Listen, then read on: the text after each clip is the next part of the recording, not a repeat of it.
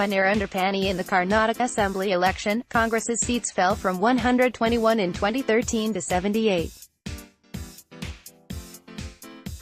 While the party cobbled together a coalition with Janata Dal, secular, after much political drama, the failure of the incumbent government to smoothly return to power continues a three-decade-long tradition. Congress's Siddaramaih may have been the first chief minister since the 1970s to have completed a 5-year term, but he too failed the re-election test. It is customary to analyze the immediate political triggers of each such failure. But, in the process, the larger reason behind this pattern gets brushed under the carpet. The repeated failure of governments in Karnataka is also a rejection of the conventional wisdom in India's political economy that it does not matter how growth is achieved as long as it provides sufficient resources for welfare.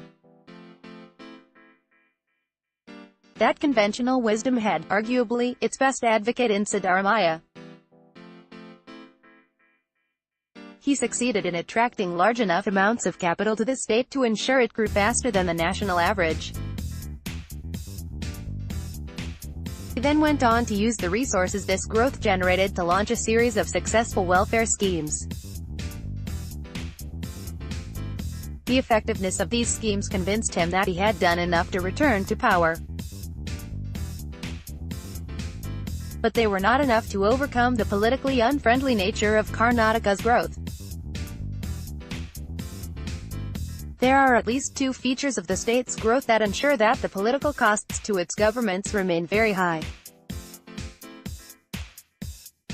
First, Karnataka's growth has been Bengaluru-centric, thereby minimizing the benefits of this growth to large parts of the state.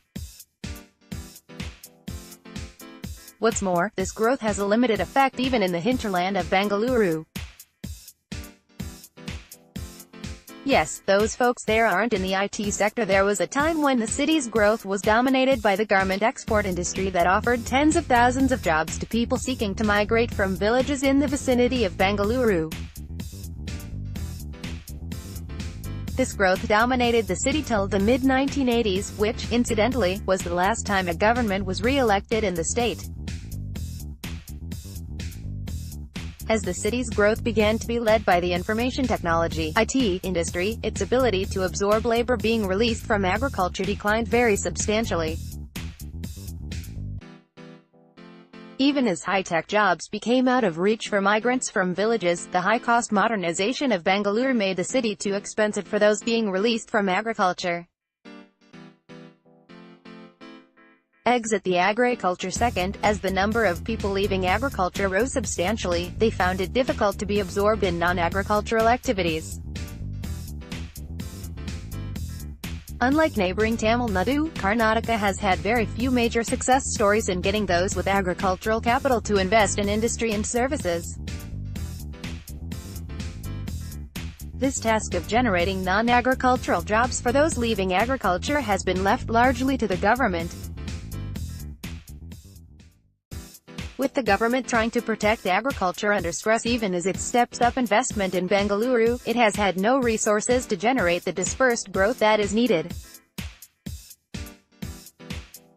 In the second half of his term, Siddaramaiah did try to develop new centers of urban growth. But it was too little, too late. In the absence of an effective economic strategy to absorb those leaving agriculture, politicians have sought to find answers within the political domain itself. This is most evident in coastal Karnataka, where the land-to-tenant movement was most successful. However, once tenants got land, they were no longer interested in left politics. Instead, they took the cadre-based politics of the left to the other end of the political spectrum, making this region extremely communally polarized. Elsewhere in the state, the political class sought to address the economic pains of transition by seeking specific benefits from the government. As the competition for these benefits increased, people tended to fall back on their caste identities. These identities were cultivated in the social domain by muths, monasteries, associated with specific castes. Lingayats have been associated with such a myth-centric approach to identity for centuries. But other castes have now followed the same path with varying degrees of success.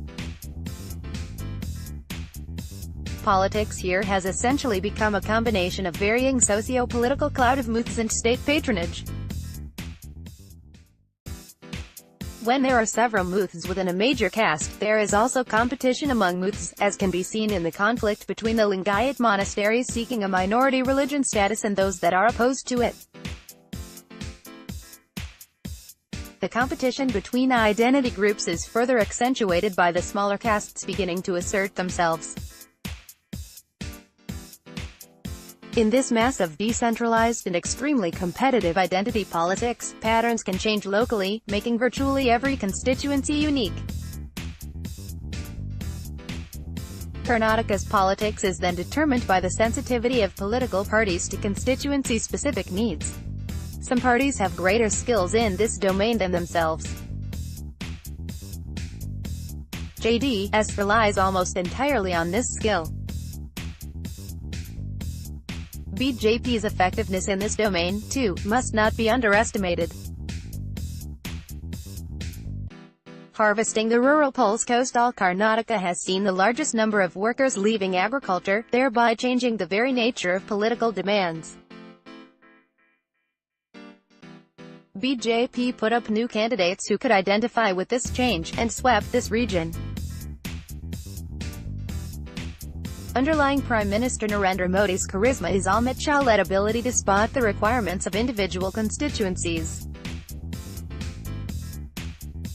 In the absence of a political economy that will address the transition taking place in Karnataka, only constituency-sensitive parties will prevail, until they, too, fail in governance. The writer is Professor, National Institute of Advanced Studies, Bengaluru. Disclaimer: views expressed above are the author's own.